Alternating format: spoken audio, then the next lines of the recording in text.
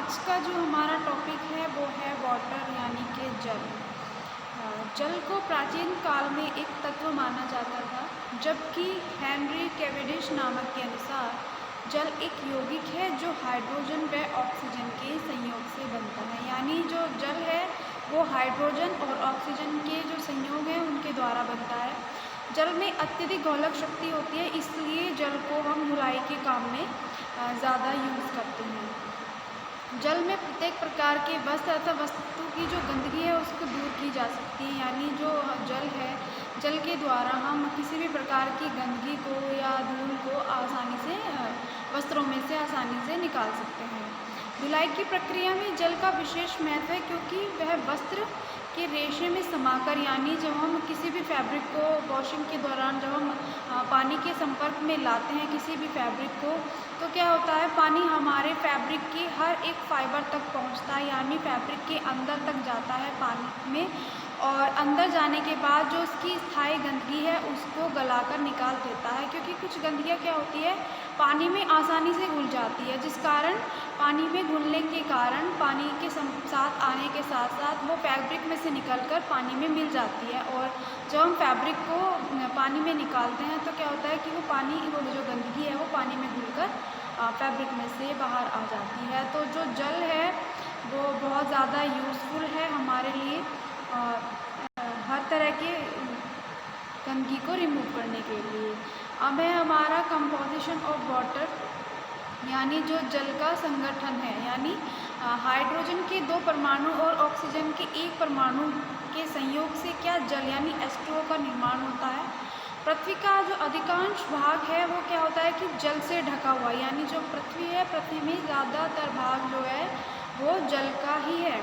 स्वच्छ जल जो होता है वो रंगहीन होता है, गंधहीन होता है, स्वादहीन होता है, और जो देखने में जो पारदर्शी यानी ट्रांसपेरेंट होता है।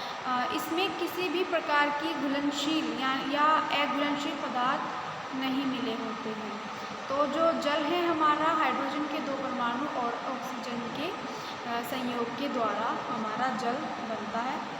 अब आता है हमारे जल के स्रोत, यानी जो सोर्सेज ऑफ वाटर, यानी कि जो जल हमें कहाँ से प्राप्त होता है। तो जो पहला है वो है वर्षा का जल, यानी रेन वाटर, यानी जब बारिश पड़ती है, वर्षा होती है तो उसके द्वारा जो हमें जल प्राप्त होता है। दूसरा होता है हमारा भूपृष्ठीय जल, यानी सरफेस ऑफ वाटर, जो धरती के सरफेस पर यानी धरती की सरफेस पर पाया जाता है। जैसे फॉर एग्जांपल हमारे आर्टिफिशियल झरने हुए, नदी हैं, नदी से हम जल को प्राप्त करते हैं, नहर है, तालाब है, जलाशय है, सरोवर है, सागर है, खाड़ी है, ये सब क्या है, हमारे जल के सोर्सेज हैं कि इनके द्वारा हमें जल प्राप्त होता है यहाँ से। थर्ड है हमारा भौम जल, यानी ग्राउंड वाटर, जैसे कि कुएँ, हैंडपम्प का जल हुआ, यानी जो धरती के काफ़ी अंदर से मिलता है हमें, वो हमारा ग्राउंड वाटर होता है। या ट्यूबवेल क्या होता है, सबसे नीचे का जो हमारा पानी होता है, या सबसे जो धरती के अंदर पाया जाने वाला जो पानी है उसे हम ग्राउंड वाटर कहते हैं। अब आता है हमारी जल की अवस्था, यानी स्टेज ऑफ वाटर, क्योंकि देखिए जल भी हमें 3 अवस्थाओं में मिलता है, यानी जो जल की अवस्थाएं होती हैं वो भी तीन अवस्थाएं होती है। पहला होता है ठोस, यानी जिसे हम सॉलिड कहते हैं, जो हमें बर्फ़ के रूप में मिलता है। सेकंड आता है द्रव्य, यानी लिक्विड, जो हमें नॉर्मल पानी के रूप में मिलता है, जो हम नॉर्मल पानी यूज़ करते हैं पीने के लिए, खाना बनाने के लिए या अन्य काम के लिए जो हम पानी यूज़ करते हैं वो हमें मिलता है लिक्विड फॉर्म में। थर्ड जो अवस्था होती है गैस की, वाटर की, वो होती है गैस, यानी जल वाष्प के रूप में। तो तीसरा जो हमें पानी की अवस्था है वो जल वाष्प के रूप में मिलता है, यानी एक तरह की भाप के द्वारा हमें जल प्राप्त होता है। तो जो सूर्य के ताप से जब पृथ्वी जल का वाष्पीकरण होता है, ताप के अन्य माध्यमों के संपर्क में आने से भी जल वाष्प के रूप में परिवर्तित हो जाता है। फॉर एग्जांपल आप देखिए पानी को बॉयल करते हो, तो बॉयल के द्वारा क्या होता है, आपका थोड़ा सा पानी क्या होता है, जल वाष्पित होने लगता है, यानी थोड़ा पानी उसमें उड़ने लगता है। तो अगर उसी बर्तन पर अगर आप किसी भी तरह की प्लेट वापस रख देते हो तो क्या होता है, वो पानी वाष्प बनकर प्लेट पे लगता है, और वापस से क्या होता है, जब वो ठंडा हो जाता है तो वो पानी वापस से उसी बर्तन में आ गिरता है। तो यह जल वाष्प पृथ्वी की सतह से ऊपर की ओर उठती है और पुनः वायु के प्रभाव में ठंडी होकर वर्षा के रूप में पृथ्वी को जल प्रदान करती हैं। यानी पहले क्या होता है कि वायु जो जल है वो जो पृथ्वी की सतह से ऊपर उठती है, ठीक है ना, जल वाष्प के रूप में। और वो क्या होता है, जब वो उठती है तो वायु के प्रभाव में वो ठंडी होने लगती है और ठंडी होकर वो वर्षा के रूप में वापस से क्या होता है पृथ्वी पर, यानी पृथ्वी के सरफेस पर वापस से गिरने लगती है। तो इसी तरह जो ये वाटर है, वाटर साइकिल चलती रहती है, जल जो चक्र है पृथ्वी पर निरंतर चलता रहता है। फिर आता है हमारा जल का वर्गीकरण यानी क्लासिफिकेशन ऑफ वाटर कि कितने प्रकार का होता है। उपयोगिता के आधार पर भी हम जल को दो भागों में वर्गीकृत करते हैं। पहला है हमारा मृदु जल यानी जिसे हम सॉफ्ट वाटर कहते हैं। दूसरा है हमारा कठोर जल यानी जिसे हम कहते हैं हार्ड वाटर। तो मृदु जल यानी सॉफ्ट वाटर कौन सा होता है, जिसमें साबुन हम आसानी से घुल सकते हैं, यानी जिस पानी में जो हमारी साबुन होती है वो साबुन आसानी से घुलने लगे तो यानी वो जो हमारा जल है वो हमारा सॉफ्ट वाटर है। और साबुन के घुलने के साथ साथ अगर वो ज़्यादा झाग दे रही है तो यानी उसमें वो सॉफ्ट वाटर है।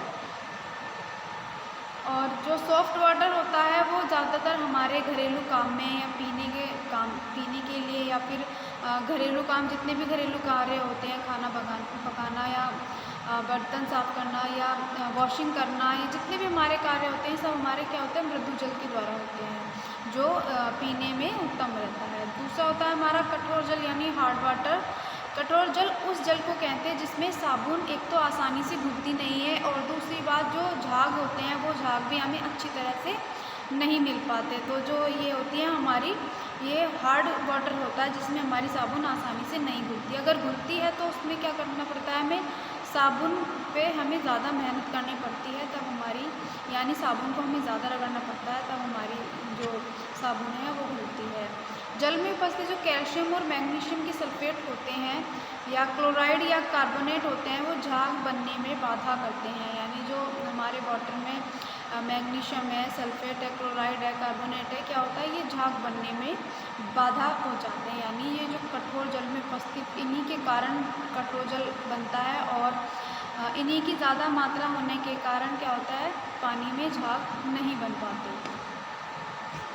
फिर आती है हमारी हार्डनेस ऑफ वाटर यानी जो जल की कठोरता है वो भी दो प्रकार की होती है, क्योंकि कुछ जो कठोरता होती है उस कठोरता को हम आसानी से निकाल सकते हैं, लेकिन कुछ कठोरता हमारी ऐसी होती है कि हम उन पर जितनी भी प्रोसेस करें उनकी कठोरता नहीं निकाली जा सकती। यानी कुछ ये भी हमारी दो प्रकार की है, अस्थायी कठोरता और दूसरी है स्थायी कठोरता, यानी टेम्परेरी हार्डनेस और परमानेंट हार्डनेस। अस्थायी कठोरता यानी हमारी जो टेम्परेरी हार्डनेस है, यानी कुछ समय के लिए होती है। अगर उसमें हम किसी भी प्रकार की विधि का या किसी प्रकार के मेथड का यूज़ करते हैं तो हम उस प्रकार की कठोरता को आसानी से निकाल सकते हैं। तो पहली है हमारी टेम्परेरी हार्डनेस। जल में उपस्थित यह कठोरता कैल्शियम व मैग्नीशियम के कार्बोनेट के घुले रहने के कारण होती है।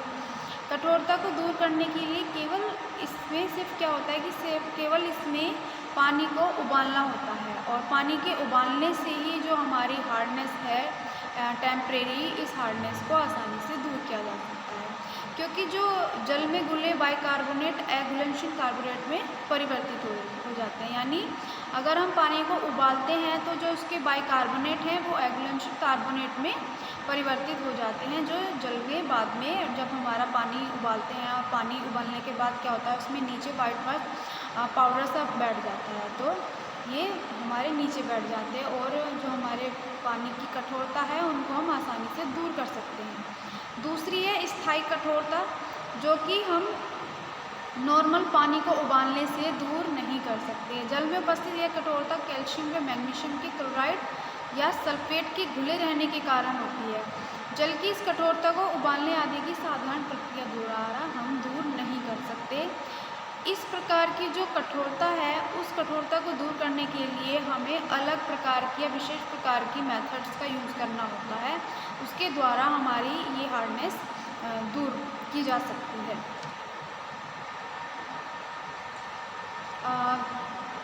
फिर आती है हमारी जल की कठोरता दूर करने की विधियाँ, यानी methods of removing hardness of water.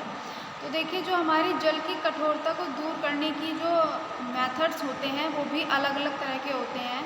तो जो हमारा पहला है मेथड्स, अस्थायी कठोरता दूर करने की विधियाँ, यानी methods of removing temporary hardness. अस्थायी कठोरता तो हम नॉर्मली पानी को उबालकर दूर कर सकते हैं। अस्थायी कठोरता का कारण जल में उपस्थित कैल्शियम व मैग्नीशियम के बाइकार्बोनेट होते हैं। इस कठोरता को दूर करने के लिए हम अलग अलग प्रकार के मेथड्स का यूज़ करते हैं।